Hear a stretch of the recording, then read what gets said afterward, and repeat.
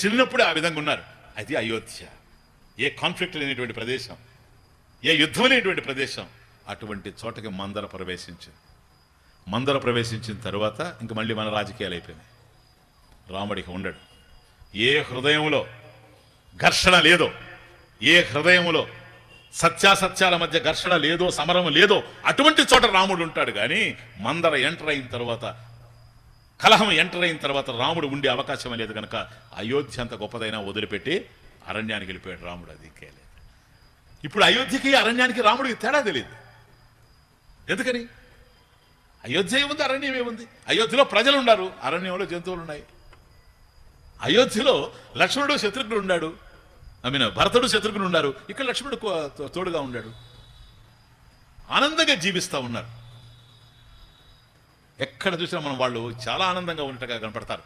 అని అయోధ్యకు దూరమైన రాముడు దగ్గరున్నాడు గనక సీతమ్మ మహా ఆనందంగా ఉండింది. ఎంతవరకు? మనసు రాముడి మీద ఉన్నంత వరకు. రాముడిని అభిలషించేటువంటి మనసు ఎప్పుడైతే బంగారు జింక కావాలని కోరుకున్నదో, బహిర్ముఖమైందో, జీవితం కష్టాల పాలైపోయింది. భగవంతుడు కావాలి అనుకుంటూ ఉన్నంత వరకు మనకి ఏ దుఃఖం ఉండదు. భగవంతుడు కాదు మనకు కావాల్సిన ప్రపంచం అనుకుంటాం, చూచారా, స్టార్ట్ అయిపోతుంది.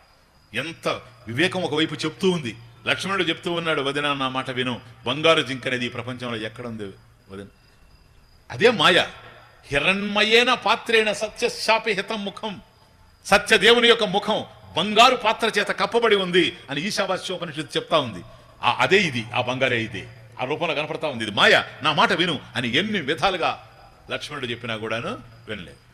కాబట్టి దశరథుని రాజ్యంలో, అంటే దశేంద్రియాలను జయించినటువంటి వాడు దశరథుడు, దారి తప్పిన తర్వాత దశకంఠుని పాలైంది. ఎవడైతే దశేంద్రియాలకు దాసుడో వాడి చేతిలో పడిపోయింది సీతమ్మ.